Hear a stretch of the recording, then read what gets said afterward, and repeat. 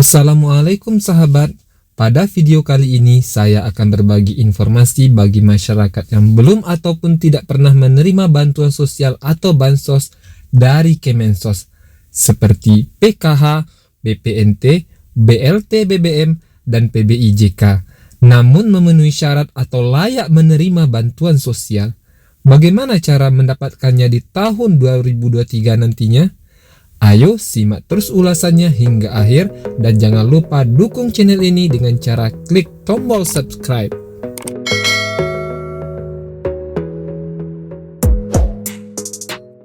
Agar dapat menerima bantuan sosial dari pemerintah, salah satu syaratnya seseorang harus terdaftar di DTKS atau singkatan dari Data Terpadu Kesejahteraan Sosial. DTKS merupakan data induk yang berisi data pemerlu pelayanan kesejahteraan sosial dan pemberdayaan sosial, serta potensi dan sumber kesejahteraan sosial.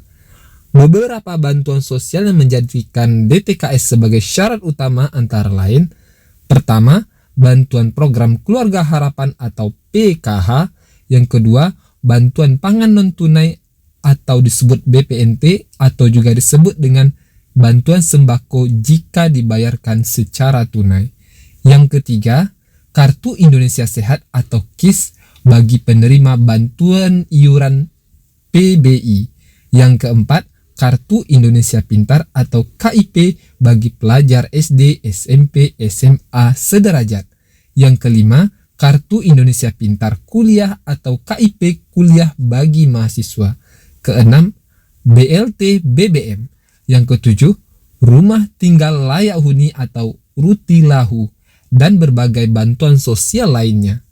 Pada keputusan Menteri Sosial Republik Indonesia nomor 150 tahun 2022 tentang tata cara proses usulan data serta verifikasi dan validasi DTKS, diterangkan bahwa sumber usulan DTKS adalah sebagai berikut.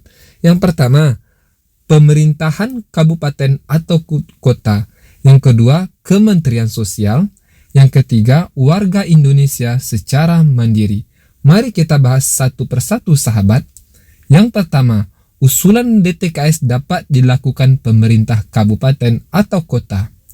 Bagi sahabat yang merasa layak menerima bantuan sosial secara sosial ekonomi dan belum pernah diminta datanya oleh RT atau aparat pemerintah setempat, maka sahabat dapat mengajukan diri untuk didaftarkan masuk dalam DTKS dengan langsung mendatangi ke kantor desa atau kelurahan setempat dengan membawa data diri berupa fotokopi KTP dan kartu keluarga.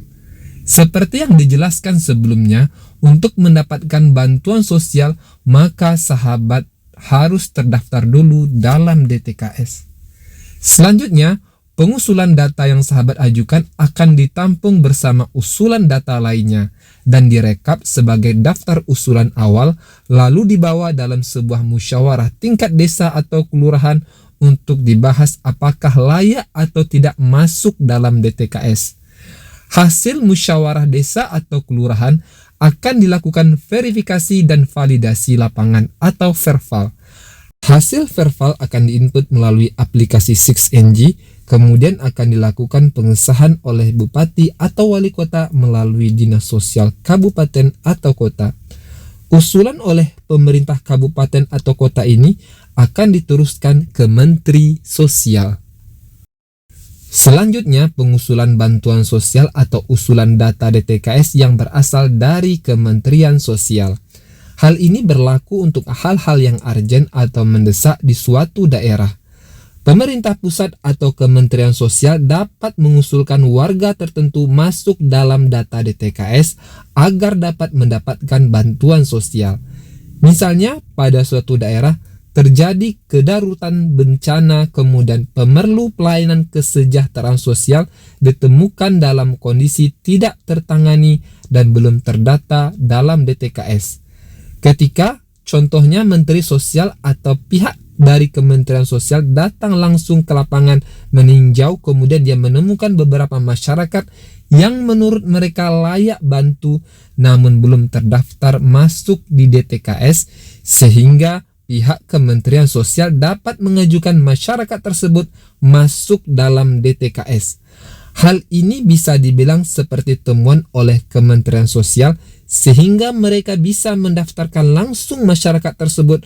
Kemudian kondisi lain yang mengancam keselamatan atau dalam kondisi kedaruratan semacam misalnya ada bencana-bencana tertentu yang dapat mengancam perekonomian masyarakat tersebut di suatu tempat. Inilah sahabat kriteria yang dapat diusulkan langsung oleh pihak Kementerian Sosial. Selanjutnya yang ketiga, usulan DTKS dapat dilakukan oleh warga Indonesia secara mandiri. Jadi artinya kita semua warga Indonesia yang merasa layak bantu secara sosial ekonomi itu bisa dapat mendaftarkan dirinya secara mandiri melalui aplikasi Cek Bansos yang dapat di-download atau diunduh melalui Play Store. Kemudian sahabat dapat melakukan registrasi dengan buat akun baru. Untuk prosesnya memang agak sedikit memakan waktu dalam proses persetujuan akun, ketelitian dalam mengisi data, kesabaran dalam proses pembuatan akun karena kadang sering gagal dan mengulangi dari awal. Entah itu karena jaringan komunikasi atau karena server. Di aplikasi Cek Bansos kita bukan hanya bisa mendaftarkan diri pribadi kita, namun kita juga bisa mendaftarkan atau mengusulkan 5 orang di sekitar kita untuk didaftarkan di Data Terpadu Kesejahteraan Sosial atau DTKS. Di aplikasi Cek Bansos, seseorang juga dapat melakukan sanggah terhadap penerima bansos yang ada di sekitarnya dalam satu kelurahan atau desa. Jika menurut penilaiannya, si penerima bansos tidak layak menerima bantuan karena secara sosial ekonomi sudah sejahtera dengan disertai bukti-bukti.